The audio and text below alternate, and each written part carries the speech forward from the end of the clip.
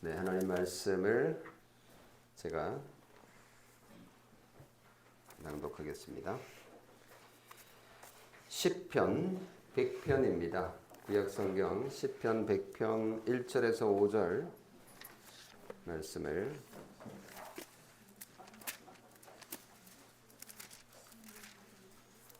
읽겠습니다. 시편 100편 1절에서 5절 말씀. 감사의 시. 온 땅이여 여호와께 즐거운 찬송을 부를지어다.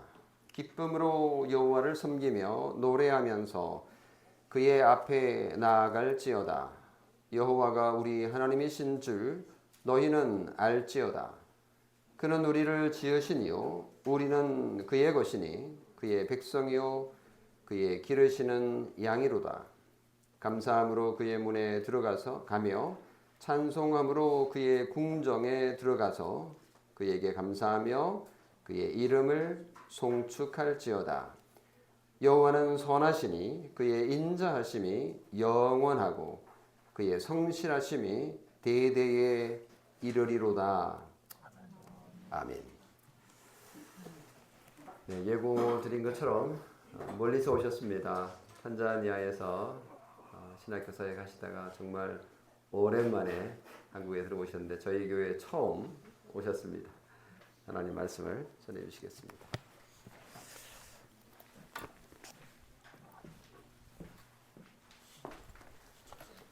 우리 잠시 기도하겠습니다. 우리가 믿을 때에 우리 속에 거하신 성령 하나님께서 오늘도 저희 속에서 진리의 영으로 역사하셔서 기록하신 말씀을 저희가 보게 하시고 깨닫게 하시고 말씀이 우리 속에서 역사하게 하여 주시옵소서. 참으로 오늘도 주님께 모든 것을 의지할 수밖에 없습니다. 주님, 설교자의 부족하고 연약한 것들을 또 감추어 주시고 채워 주시고 이 시간 오직 우리 주 예수 그리스도와 하나님의 말씀만이 드러나는 시간이 되게 하여 주옵소서. 예수님의 이름으로 기도합니다. 아멘. 아멘. 여러분 뵙게 돼서 반갑습니다. 이 선교사가 돼가지고 얼마 안 돼가지고 우리 임경근 목사님 그리고 다우리 교회와 교제를 나누게 됐는데 올 때마다 목사님 늘 첫바다로 불러주셔가지고 늘 여기에서 오프닝을 합니다. 감사를 드립니다. 원래 제가 사도행전에서 주로 말씀을 전하는데 오늘은 시편에서 말씀을 택했습니다. 그래서 우리 딸이 이상하시네 우리 아버지 왜 오늘은 사도행전이 아니고 시편이세요 이렇게 얘기를 해가지고 제가 곰곰이 생각을 해봤는데 제가 말씀을 전하기 시작한 지 벌써 한 35년이 넘었는데요. 시편 설교를 한 것은 채 10번도 넘지 않은 것 같습니다. 그만큼이나 시편은 저한테 어려운 책이고요. 그리고 시편의 그 풍성한 어떤 것들을 제가 길어낼 수 있는 그런 능력이 안 돼가지고 안 했는데 이번에는 시편을 용감하게 한번 도전을 하게 됐습니다. 시편 100편은 감사의 시로 분류가 됩니다. 근데 감사의 시지만 동시에 찬송이 나오고 기쁨이 나옵니다. 그러니까 이게 그리스도인의 삶에 있어서 감사와 기쁨은 같이 가야 되는 것이에요. 그래서 감사가 넘치는 사람이 기쁨이 넘치고 기쁨이 넘치는 사람이 감사가 넘칩니다. 그래서 우리 데살로니가 전서에 보면 항상 기뻐하라, 쉬지 말고 기도하라, 범사에 감사하라. 이는 그리스도 예수 안에서 너희를 향하신 하나님의 뜻이니라 그러잖아요. 그러니까 하나님의 뜻이 다른 곳에 있는 게 아니고 세 가지가 우리 삶 속에서 늘 있으면 하나님의 뜻 안에서 살아가는 겁니다. 그게 뭡니까? 항상 기뻐하고 쉬지 말고 기도하고 범사에 감사하고. 중요한 건 항상성이죠. 굴곡이 없다라는 얘기예요. 늘 기뻐하고 항상 기도하고 모든 일에 감사하고. 이게 그리스도인의 삶입니다. 그래서 그런 입장에서 시편을 보게 되면 우리에게 시사하는 바가 많죠. 우리 남자들 직장에서 열심히 공부하고 일하고 정말 힘들잖아요. 그 위에서 막 갈구고 밑에서 막 치 받고 막 하고 집에 딱 들어왔는데 문을 열자마자 마누라가 또 소리를 지르면서 막 갈구잖아요. 그래도 감사가 있어야 되고 기쁨이 있어야 돼요. 여자들도 마찬가지죠. 집에서 아들을 하나도 아니고 둘도 아니고 셋을 키우는데 정말 최선을 다해서 키우는데 남편이 문을 열고 저녁에 딱 들어오더니 너는 집에서 아무것도 하는 일도 없으면서 집안이 왜 이 꼴이냐 그러면 또 빡치잖아요. 그래도 그 마음에 감사와 기쁨이 있어야 됩니다. 이건 우리 일상 속에서 있는 일이고 다른 또 우리가 살아가다 보면은 정말 있을 수 없는 그런 일들이 벌어지는데 감사를 해야 될 때가 있다라는 것이죠.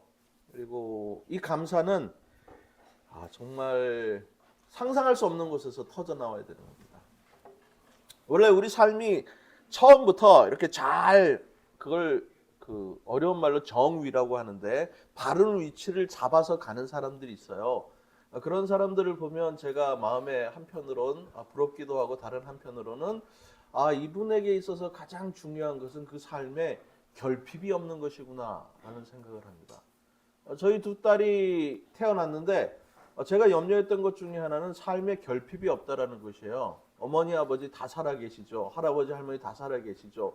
뭐 부족함이 없이 다 채워져요. 근데 저는 어렸을 때 정말 많은 부분에서 결핍이 있었는데 살다 보니까 그 결핍이 극복되는 과정이 사실은 신앙이 성장하는 과정이더라고요. 그런데 딸들은 결핍이 없으니까 제가 기도를 많이 했습니다. 주님, 이 아이들이 바른 신앙을 잡아가기 위해서는 무언가 신앙을 극복할 수 있는 성장할 수 있는 계기가 있어야 되는데 기독교인 가정에서 태어나서 할아버지도 목사, 아빠도 목사 뭐 다 예수 믿는 사람들이니까 인생에 어려움이 없잖아요. 그런데 하나님께서 다행히도 저를 그 아프리카에 선교사로 보내셔가지고 딸들도 거기 가서 살다 보니까 이게 물리적인 결핍이 뭔지도 알게 되고 그것도 사정이 생겨가지고 학교들을 못 다녔습니다. 저희 작은 딸은 학교를 졸업한 적이 없어요. 걔 최종 학력은 유치원 졸업이죠. 저기 배감 유치원이라고 수유리에 있습니다. 초등학교, 중학교, 고등학교를 다 검정고시를 치고서 신학교를 보냈죠. 제가 싱가포르에 있는 신학교를 보내가지고 17살에 신학교를 들어갔습니다. 근데 그 학교가 아주 악명이 높은 학교예요. 근데 거기에서 17살짜리가 들어가서 대학 공부를 하니까 얼마나 힘들겠어요. 그래서 애가 그 인생의 그 아마 가장 어려운 시기를 보냈던 것 같아요. 근데 그러면서 감사하기는 걔가 목사 집안에 태어났는데도 지가 와서 저한테 신학교 들어갈 때 아빠 제가 예수님을 안 믿는데 아빠 선교사인데 괜찮겠어요? 이렇게 얘기를 하더라고요.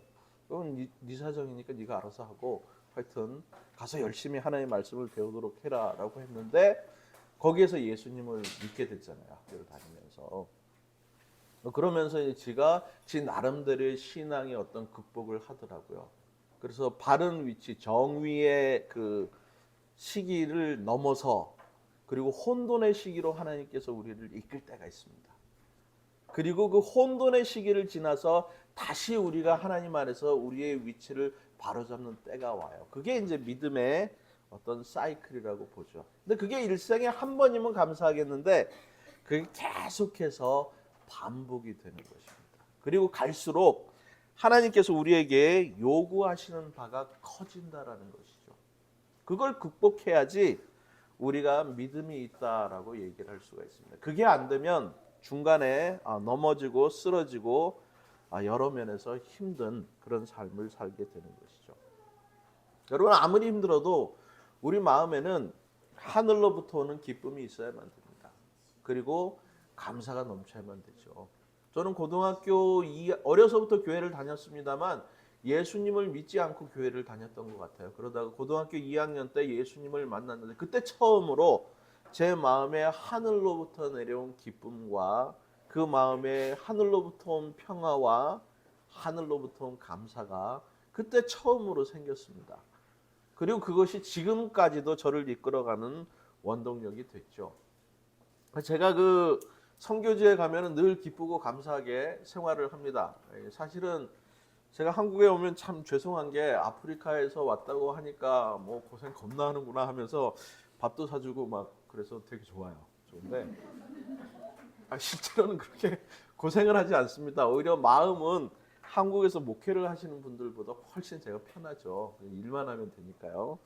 오히려 그 한국에서 목회하시는 분들이 여러모로 더 힘드신 것 같아요. 그러다 보니까 늘 얼굴에 웃음이 있고 뭐 그러다 보니까 사람들이 선교지에서 저 보면 세상에 고생이라는 걸 한 번도 안 해본 아주 좋은 집안에서 자라온 그런 아주 도련님처럼 그렇게 생각을 하는 분이 있습니다. 그래서 저를 보면은 선교사님은 고생을 한 번도 안 해봐서 그렇지 뭐 그렇게 얘기를 해요. 사실은 안 그렇거든요. 그 기쁨이나 감사가 하늘로부터 내려온 것이기 때문에 이 세상에 어떤 일을 당하더라도 우리가 가진 기쁨과 감사를 뺏어갈 수가 없기 때문에 그렇습니다. 감사이시라고 되어 있잖아요. 그리고 온 땅이여 여호와께 즐거운 찬송을 부를지어다라고 그렇게 말합니다. 야, 이게 마음에서 이게 터져 나오는 찬송이죠. 나 혼자 찬송하기가 아까워요. 그래서 세상에 있는 모든 사람들을 다 초청하는 겁니다. 땅 위에 있는 만물들, 하늘에 있는 별들, 땅 그 바다에 있는 모든 어떤 어류들 전부 다 와서 같이 하나님께 즐거운 마음으로 찬송하자는 거죠. 이 정도는 돼야지 그 마음에 기쁨이 있다라는 그런 생각이 들지 않겠습니까?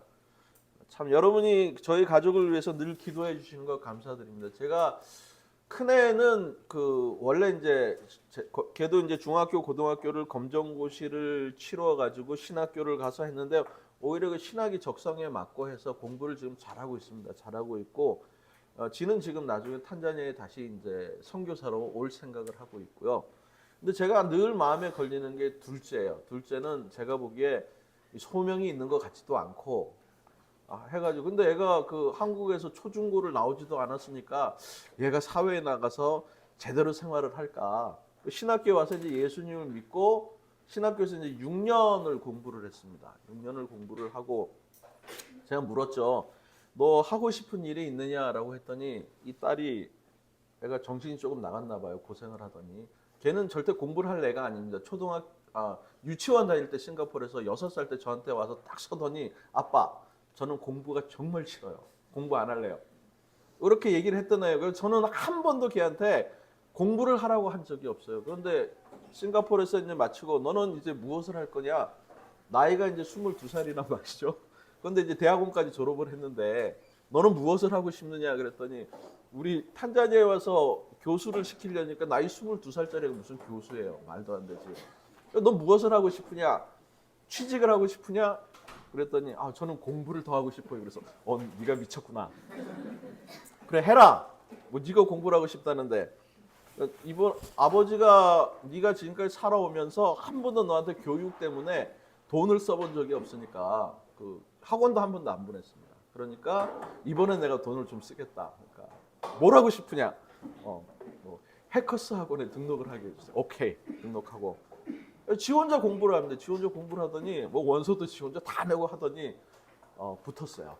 대학에 3학년에 편입을 했습니다. 그래서 제가 학비를 내 학기 학비를 또 아꼈죠. 그래서 가장 경제적인 방법으로 했습니다. 10개 학교에 냈는데 그중에 몇 가지 우리가 추렸죠.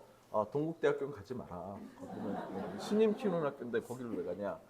서강대학교도 가지 마라. 서강대학교도 그 천주교에서 하는 학교인데 뭐 그런 데를 가느냐. 그래서 기왕이면은 이렇게 해가지고 10개를 했는데 정말 처음부터 광탈이 시작이 됩니다. 이게 아주 미친 듯이 다 떨어지는 거예요. 그리고 마지막 학교 하나 딱 붙었습니다. 그게 연세대학교 붙었잖아요. 그래서 저희가 야 하나님 정말 이런 데서도 하나님의 은혜를 경험하게 하시는군요. 끝까지 마지막 학교 붙은 게 가장 원하는 학교를 붙었죠. 그래서 그때 속에서 하나님 정말 감사합니다. 그리고 정말 제가 대학교 들어간 것보다 더 기쁘더라고요. 그래서 저희 집사람이 그 막 학교를 막 8개, 9개까지 막 떨어졌을 때 기도를 간절히 했죠. 하나님, 제가 이곳에서 이 아프리카 애들을 제 자식처럼 이렇게 키우고 있는데 제 자식은 하나님께서 좀 이렇게 좀 자비를 베푸시고 은혜를 베풀어 주시면 안 되겠습니까? 했더니 하나님께서 그렇게 자비를 베풀어 주신 것 같아요. 여러분의 기도에 참으로 감사를 드립니다. 저희 마음속에 그런 일들을 겪으면서 마음속에 기쁨이 있는 거죠.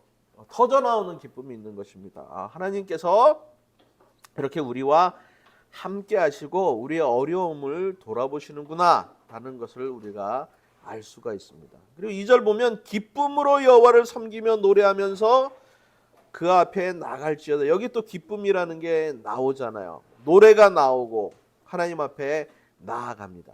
여호와가 우리 하나님이신 줄 너희는 알지어다. 그는 우리를 지으시니요 우리는 그의 것이니 그의 백성이요 그의 기르시는 양이로다. 이렇게 말을 하고 있습니다. 여기에서 제가 그 초점을 맞추고 싶은 것은 양입니다. 양. 뭐 제가 늘 다우리교회 하면 이상하게 짐승 얘기만 자꾸 하는 것 같아가지고 죄송한데 소도 잘 자라고 있습니다. 소도 잘 자라고 있고. 근데 여러분들이 이제 그 아셔야 될 게 있는데, 여러분들은 이 성경에서 양이나 뭐 소나 이런 것이 나오면 그것에 대해서 아는 게 거의 없잖아요. 제가 그 저희 딸들을 데리고 탄자니아에서 살 때에 그 농장을 견학 간 적이 있습니다. 농장을 견학 갔는데 돼지 농장을 견학을 갔어요. 갔는데 저는 태어나서 돼지 농장이 그렇게 깨끗한 걸 처음 봤어요. 제가 이제 깨닫기로는 이게 돼지가 더러운 게 아니고 사람들이 더럽게 키우는 거예요.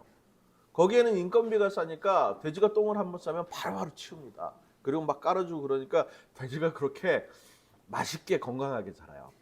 그래서 우리 딸들에게 이제 설명을 하죠. 딸들아, 이 돼지를 여기서 키우면 우리가 이따가 이 중에 한 마리를 사가지고 돼지를 잡을 거야. 잡아가지고 이따가 이렇게 꿰어가지고 바베큐를 할 거거든. 근데 애들이 충격을 받는 거예요. 왜냐하면 걔네들은 돼지고기가 이마트에서 나오는 줄 알아요. 그래서 아빠 진짜예요? 그러길래 진짜야. 여기서 네가 본 이 돼지를 우리가 사가지고 죽여서 잘라서 이따가 맛있는 바베큐를 할 거야. 우리 둘째가 그렇게 그 돼지 비계를 좋아하잖아요. 근데 걔가 그걸 보더니 아빠 저 돼지고기 못 먹을 것 같아요 하면서 일주일이나 참더라고요. 일주일이나 참고 그러더니 일주일 지나서 그래도 고기는 먹어야죠. 그렇게 먹더라고요. 모릅니다, 여러분. 양이 어떻게 그 길러지고 어떻게 태어나고 어떻게 죽는지 여러분 잘 모르고 소도 잘 몰라요. 그저 우리는 툭불 한우 가가지고 열심히 맛있네 막 그러면서 먹을 뿐이죠. 제가 그 선교사로 가서 살다 보니까 참 감사하게도 그 또 다른 시각으로 성경을 바라보는 눈이 생겼잖아요. 그리고 제가 또 거기 탄자니아에 가가지고 양도 키우고 염소도 키우고 소도 키우면서 또 목자의 눈으로 바라보는 눈이 생겼지 않습니까? 그 전엔 제가 맨날 양 목자 뭐 들으면 그 책을 통해서만 보고 그랬는데 가서 키워보니까 이건 또 다른 차원이더라고요. 그래서 우리 여호와는 나의 목자시니 내가 부족함이 없으리로다라고 하는데 여러분 여기에 숨겨진 얘기를 잘 모르세요. 우리는 우리 주님은 나의 목자고 나는 그의 양이구나라고 거기서 끝나는데 목자는 나를 돌보아주고 그리고 나를 지켜주고 여기에서 끝나죠. 그게 아니에요. 거기서 끝나면 안 돼요. 그 후속이 있습니다. 후편이 있어요. 그게 뭐냐? 목자가 양을 왜 키우겠습니까? 제가 소를 왜 키우겠어요? 저희 그 소가 우리 다우리 교회 교회에서 많이 후원을 해주셔가지고 소들이 잘 자라고 있습니다. 저희가 또 번식을 시켜야 되잖아요. 그래서 선교사 한 분이 그 소를 그 수컷이에요. 이름이 종우입니다. 종우. 그래서 이 수컷 종자소라 그래서 종우의 이름도. 근데 커요. 엄청나게 큰데 다른 소의 1.5배 정도가 큽니다. 근데 이상하게 이게 다 컸는데도 교미를 안 합니다. 고자예요, 고자. 그래서 이거 막 어떡하지 막 고민하다가 결국은 그거를 우리가 잡아먹어야 되지 않습니까? 쓸모가 없잖아요. 근데 제가 소를 키우면서 늘 고민하는 게 제가 바나나 껍질도 갖다 주죠. 그 배추 남은 것도 갖다 주죠. 소들이 저를 되게 좋아해요. 그래서 저는 애완소를 키우는 사람입니다. 애완견이 아니고. 근데 갈 때마다 제가 고민이 되는 게 이걸 잡아먹어야 되는데 이 쓸모없는 놈. 근데 잡아먹지를 못해요, 이게. 여러분 그 심정을 아시겠습니까? 목자가 양을 키우는 이유는 잡아먹으려고 키우는 겁니다. 왜 웃으세요? 그럼 그 양을 뭐 이렇게 씻겨가지고 그 털을 맨날 만지면서 아이고 이뻐라 그 짓 하려고 그거 하는 거 아닙니다. 키우고 때가 되면 잡습니다. 성경을 보니까 양을 잡는 경우는 몇 가지 경우가 있는데 첫 번째는 자기 자신을 위해서 양을 잡아먹지는 않습니다. 저도 안 그래요. 근데 손님이 왔을 때 양 잡습니다. 그래서 이스라엘 사람들에게는 손님을 대우하는 것이 상당히 중요한 일이고요. 두 번째는 가장 중요한 것인데 하나님께 제사 드릴 때 양 잡습니다. 이게 양의 운명이에요. 성경에서 우리를 하나님께서 기르시는 양이로다라고 이렇게 말을 했을 때 거기에는 목자께서 나를 돌보시 그게 아니고 좀 있으면 죽는 겁니다. 잡아먹히는 거예요.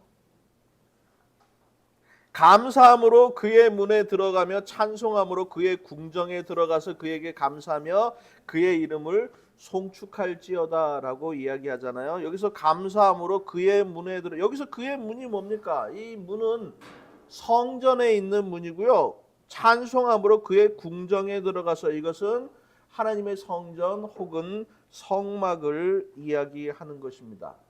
양이 하나님의 성막에 하나님의 성전에 들어가는 이유는 단 하나밖에 없습니다. 그 문을 들어가게 되면 거기에는 번제단이 나오는 것입니다. 그리고 죽습니다. 그리고 불태워집니다. 이게 양의 운명이죠.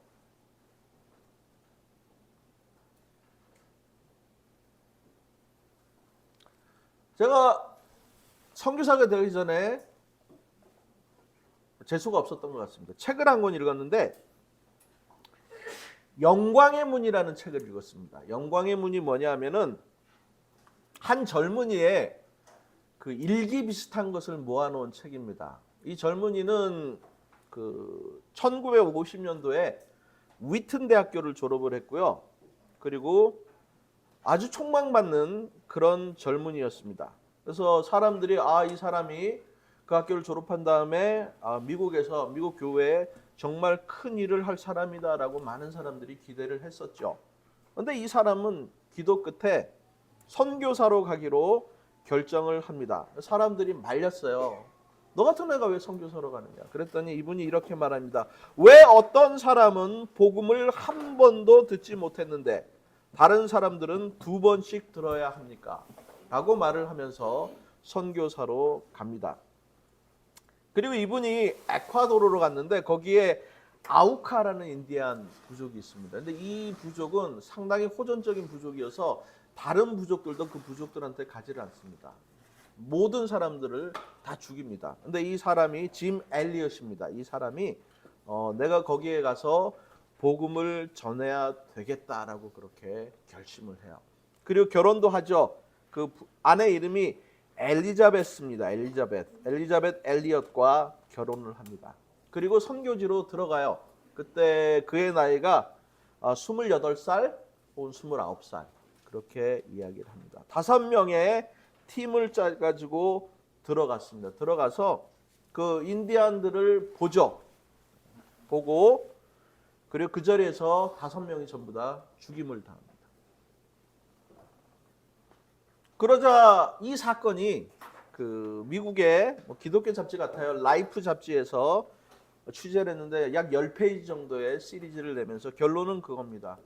선교지에서 왜 젊은 사람들이 이렇게 죽어야 하는가? 왜 이렇게 불필요한 낭비가 생겨야 되는가라고 그렇게 이야기를 합니다. 그때 그 아내가 얘기하죠. 그것은 불필요한 낭비가 아닙니다. 내 남편은 그 일을 정말 원했고 그리고 자기의 사명을 감당하고 죽었습니다. 29살에. 그리고 그 아내가 다시 그곳으로 또 갑니다. 그 아우카 부족에게.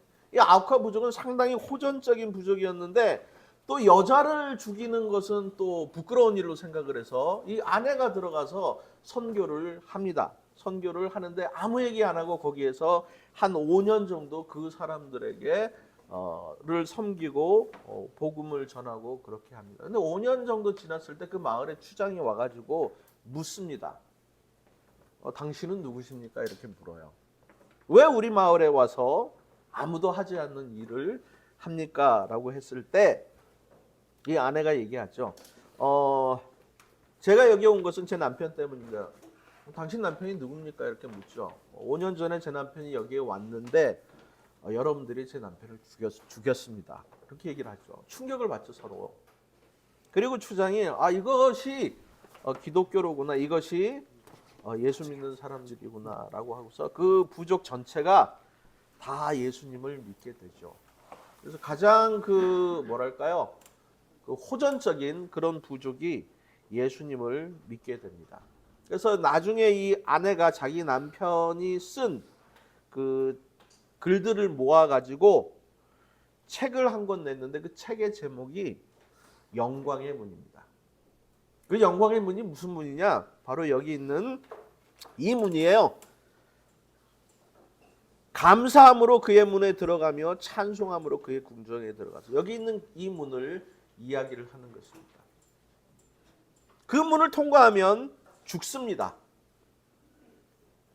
그래도 그 문은 영광의 문입니다. 하나님의 양들에게 주어진 가장 고상하고 그리고 귀한 문이죠. 여러분, 하나님께 드려지는 제물은 아무 것이나 하나님께 드려지는 제물이 될 수가 없습니다. 선택된 그리고 구별된 그런 제물이 있죠.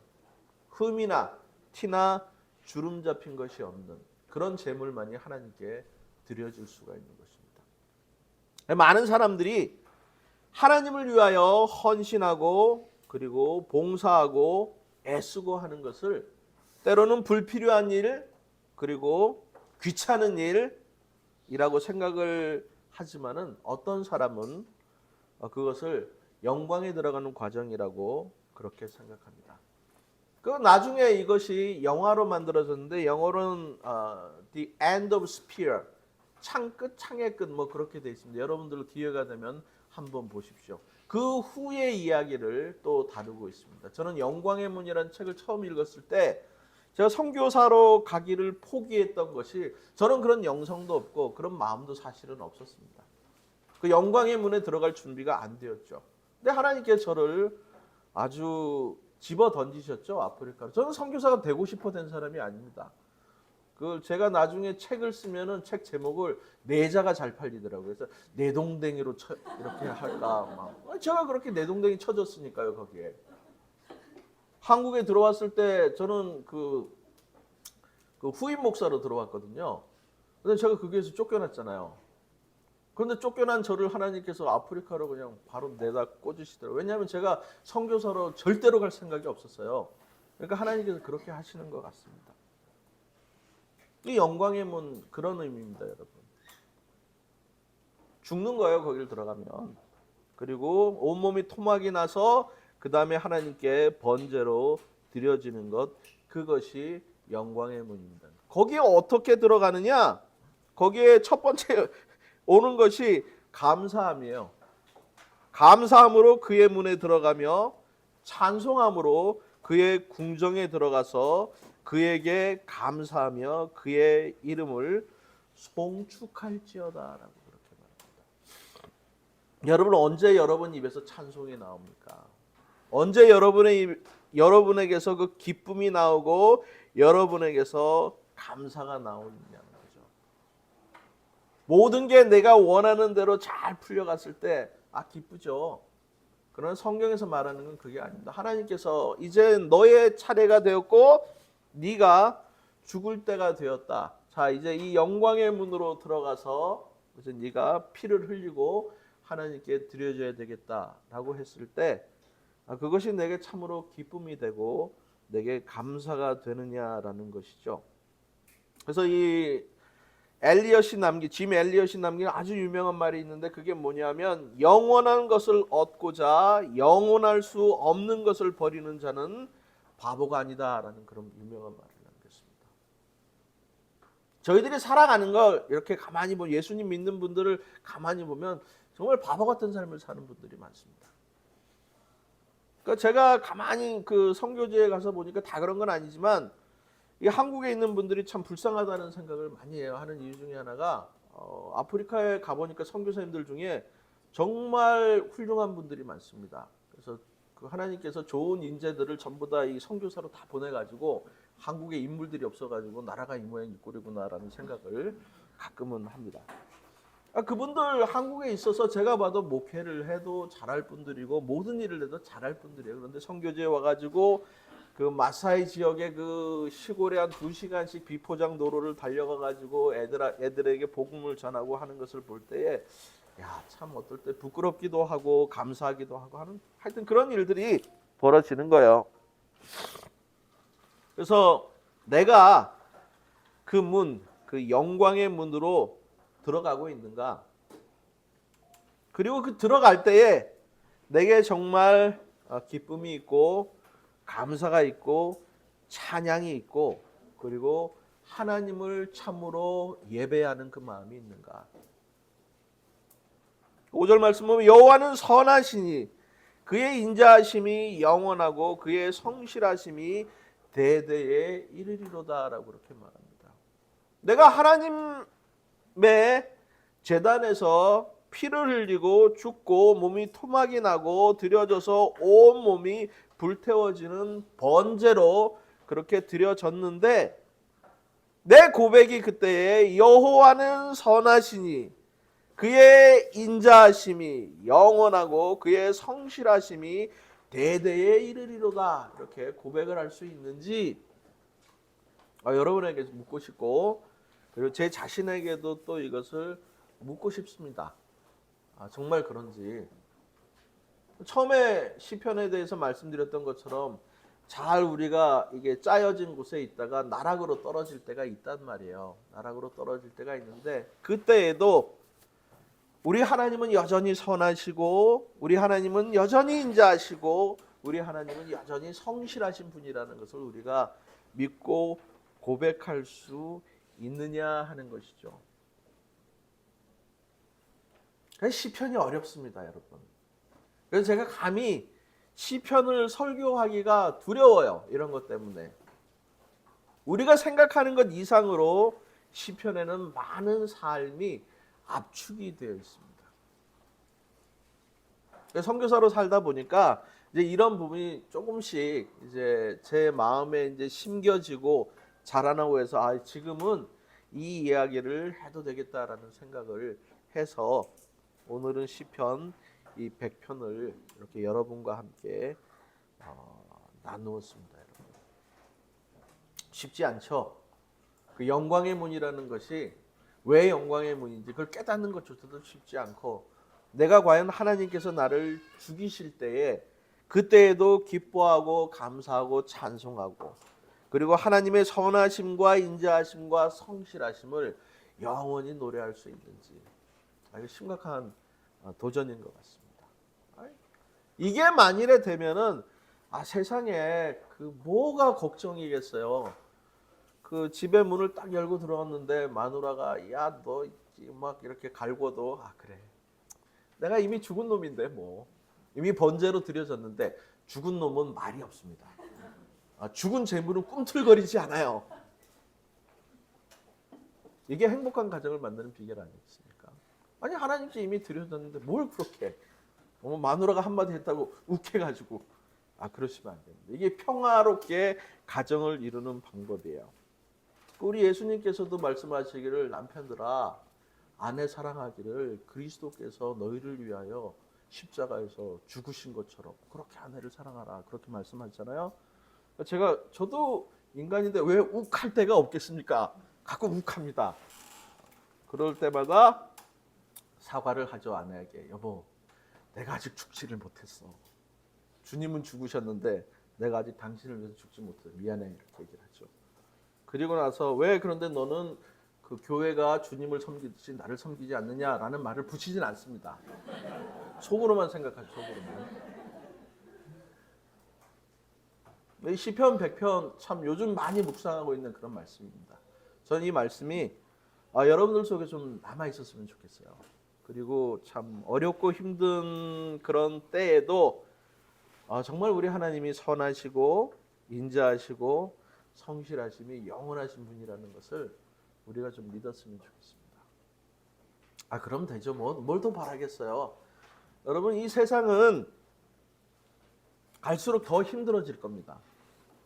지금 그 이란하고 미국하고 전쟁을 해서 소유값이 올랐다고요?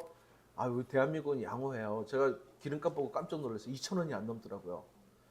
아프리카가 기름값이 더 비싸요, 지금. 하여튼 어려워요, 갈수록. 이런 세상에서 우리가 어떻게 예수님 믿는 사람으로 살아가야 되겠느냐? 그때마다 시편 100편을 좀 묵상하면서, 그리고 그 우리가 들어가야 되는 문이 어딘지, 그리고 그 앞에 무엇이 놓여 있는지를 알고 가면은 좀 낫지 않겠어요? 그 과정 중에서도 기쁨이 있고 찬송이 있고 감사가 있고 하나님을 향한 송축, 이런 예배가 있으면은 그게 그리스도인의 삶이죠. 근데 제가 보기에 많은 문제들이 이게 안 돼 가지고 이런 문제들이 생기는 것 같아요. 죽은 놈은 말이 없습니다. 그거 꼭 기억하십시오. 교회에서 말 많은 사람, 교회에서 많은 문제를 일으키는 사람은 아직도 이 영광의 문을 접해본 적이 없고 그 안에 들어가 본 적이 없는 사람입니다. 이 말은 하나님을 만난 적이 없다라는 이야기예요.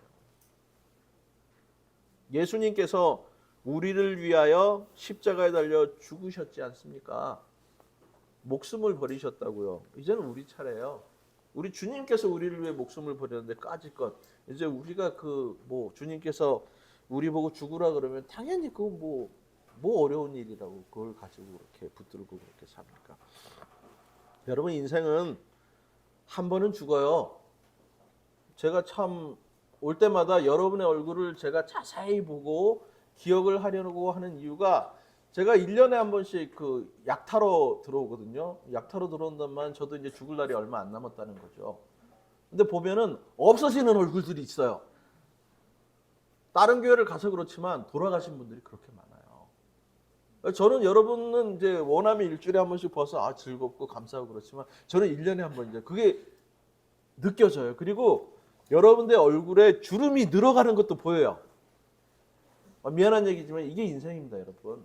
죽어요. 예외 없습니다. 저도 죽고 여러분도 죽고 우리 딸들도 죽고 다 죽습니다. 누가 먼저 죽느냐라는 것뿐이죠.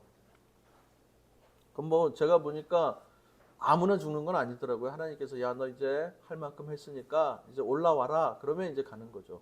여러분, 대한민국이 정말 지상낙원입니다. 제가 보증하죠. 세상에 그렇게 맛있는 것이 많고, 저희는 공항에 딱 나와서 버스를 타고 들어올 때부터 은혜가 됩니다. 이게 도로가 이게 몇 차선이야? 포장이 다 돼 있네. 여러분은 상상을 못합니다. 그래서 제가 어렸을 때 우리 선배님들은, 목사님들은 그 천국에 대한 얘기를 아주 많이 하셨어요. 살기가 힘들었거든요. 근데 요즘은 아무도 천국에 대한 설교를 안 합니다. 왜냐하면 지상 낙원이 여기 있는데 무슨 천국을 갑니까? 여기가 더 좋은데. 천국에 가도 이보다 좋기는 어려울 거라고 사람들이 생각을 하는가 봐요. 그러니까 천국에 갈 필요가 없어요. 그래서 천국에 대한 얘기를 안 합니다. 근데 이건 우리 생각이고 죽습니다. 기본 한국은 70세나 75세 정도 죽으면 너무 일찍 가셨다고, 아깝다고 이 젊은 분이 그렇게 80 넘어도 잘 사시네, 건강하시네, 정정하시네. 90 넘어서 이제 돌아가셔야 제때 돌아가셨구나. 요즘 가끔 가다가 이제 100세 넘는 분들도 눈에 간혹 띄잖아요. 그래서 100세 시대 그러는데, 그래도 우리가 무드셀라처럼 969세를 살겠습니까? 죽습니다, 여러분. 빨리. 그런데 제가 확신하기로는 이 땅이 아무리 지상낙원 같아도 이 땅보다는 우리 주님께서 계시는 그 천국이 훨씬 좋습니다. 저는 거기 갈 날을 소망하고 있는데 주님께서 불러주시지 않아가지고 아직까지 못 갑니다. 몇 번의 위기를 넘기긴 했는데 안 되더라고요. 그거 가지고는. 강도를 만나기도 하고 가끔 가다가 작년 10월 달에는 옆에 총알이 막 날아오고 막 그랬는데도 아직도 이게 하늘로부터 콜링을 못 받았습니다. 아직 자격 미달이래요. 그래서 이 땅에서 고생을 좀 더 해야 되겠죠. 그러나 살든지 죽든지 간에 오직 우리 주 예수 그리스도만 존귀케 되면은 그것으로 족한 것 아니겠습니까? 내가 하는 고생이 뭐 얼마나 고생이라고요. 제가 이 사도 바울의 그 사도행전을 학교에서 학생들에게 가르치고 사도 바울의 서신을 가르치다 보면 섬뜩할 때가 있습니다. 저 사도 바울이 뭐 내가 동족의 위험을 만나고 강의 위험을 만나고 무슨 하다가 제가 딱 한 구절 딱 박힌 게 있죠. 강도의 위험. 딱 거기에 제가 경험을 해봤잖아요. 근데 이게 그거구나. 근데 나머지는 제가 아직도 경험을 해보지 못한 부분들이 많아요. 그런데도 그분은 그런 것을 다 겪으면서 선교를 하면서 오직 한 가지만 생각했습니다. 내가 살든지 죽든지 오직 내 몸에서 그리스도께서 존귀케 되기를 원합니다. 그냥 하나님 믿는 사람으로서 살아가십시다. 우리는 이미 죽은 사람들입니다. 제물로 드려진 사람들이고 그 영광의 문으로 이미 들어간 사람들입니다. 그 외에 무엇을 더 바라겠습니까? 하나님 아버지께서 우리들에게 은혜를 주셔서 이 험한 세상 속에서 늘 기쁘고 감사하고 기도하고 예배하는 그런 우리가 되기를 원합니다. 기도하겠습니다. 하나님 아버지께서 오늘도 저희들에게 은혜를 허락해 주신 것을 감사를 드립니다. 부족하고 연약한 자들이지만은 하나님께서 부르셔서 자녀 삼아 주셨고 우리 주 예수 그리스도의 보혈의 공로로 우리 죄를 깨끗이 씻어 주셨사오니 주님 이제 저희가 저희를 하나님께 제물로 드립니다. 산 제물로 드리오니 받아주시고 저희들을 하나님께서 원하시는 대로 사용하여 주시옵소서. 오늘도 감사드리오며 예수님의 이름으로 기도합니다. 아멘.